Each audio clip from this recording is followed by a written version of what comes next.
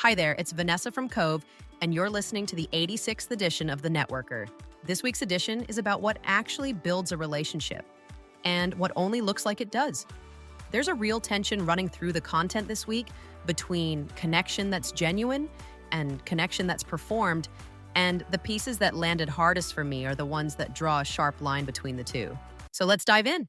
We open with a piece from the Cove blog on Project Hail Mary. And I'll admit I didn't expect a science fiction film about an astronaut and a spider-shaped alien to be one of the best things I read this week on human connection. But here we are. Ryland Grace wakes up alone on a spaceship with no memory of who he is, light years from Earth. Then Rocky, an alien engineer, docks alongside him.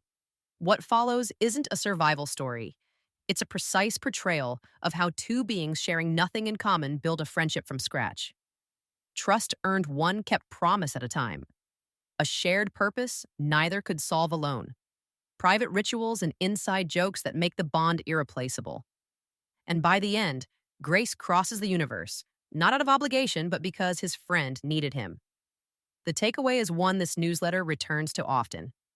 The relationships that survive distance are the ones that were genuinely tended along the way. Business Insider runs a piece on a strategy that's easy to overlook in a brutal job market: volunteering. Recent graduates are facing historically tough conditions, with AI shrinking the entry-level openings that used to exist. But volunteering offers a strategic path through it. It builds the real-world, transferable skills AI can't replicate: communication, leadership, problem-solving. It places young professionals shoulder to shoulder with civic and corporate leaders who actually do the hiring. And Gallup research finds that 55% of youth volunteers find mentors who actively help their careers. When the front door won't open, offering to help first often opens a different one. Forbes brings research I think everyone in a professional setting should sit with. Sociologist Ethel Mickey studied networking in tech and found a stark divide.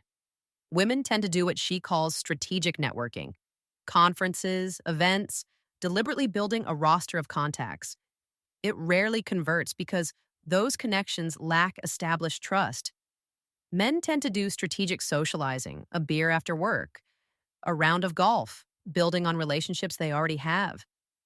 They often don't even call it networking, but it quietly produces the job leads and advancement that the conference circuit doesn't.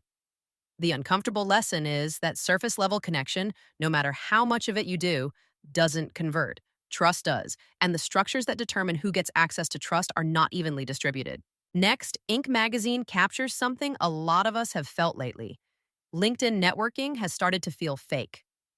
More than 50% of businesses now use AI assistants to write their outreach, and the automation tools market has reached an estimated $850 million a year. The result is a flood of messages that reference your job title with suspicious precision and yet feel like nobody actually wrote them. The piece makes a point worth holding on to. As the signal value of any single message collapses, genuine, specific human outreach has only become more valuable. When everyone can automate connection, being unmistakably real is the differentiator. Moving on, Business Insider also brings a remarkable case study in persistence. Hashim Mahmoud messaged more than 1,200 people, spoke with around 150 of them, landed about 20 interviews, and got the job. But the volume isn't the lesson. The method is a spreadsheet to stay organized, personalized notes every time, soft informational calls that led with curiosity rather than asks, a thank you message after every single conversation, no matter how it went, and pre-written introductions that made it effortless for others to help him. The job he landed came from a connection who had no opening when they first spoke, but remembered him months later. That's what staying in touch actually buys you. We close the articles with a Forbes piece arguing that building an audience now beats traditional networking. The logic is hard to dispute. Traditional networking doesn't scale. A conversation reaches one person and ends when the event does. A single article or post or video can reach thousands and keep working for years.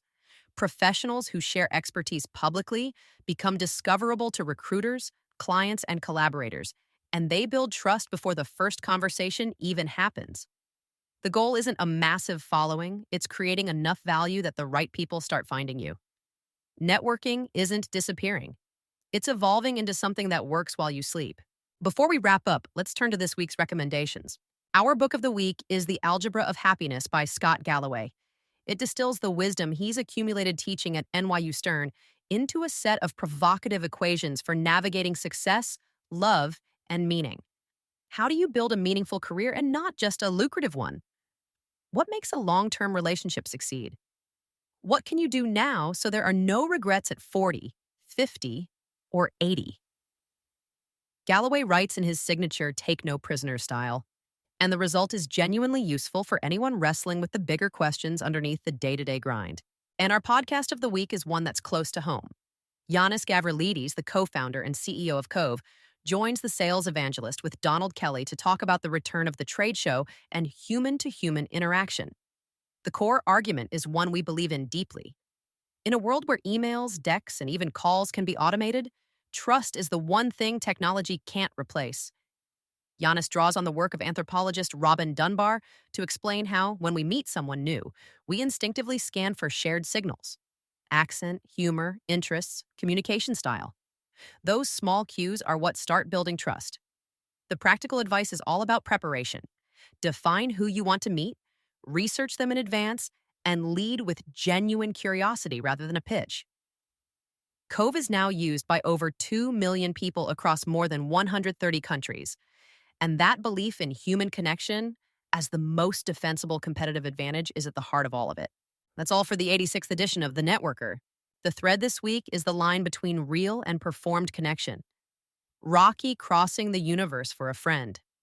Volunteering that builds genuine relationships instead of padding a resume. The trust that men's casual socializing builds and women's strategic networking is too often denied. The human outreach that cuts through a flood of AI-generated messages.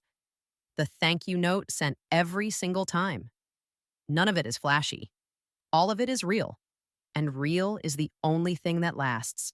Until next time, stay connected, stay deliberate, and remember, your network isn't defined by how many people you reach.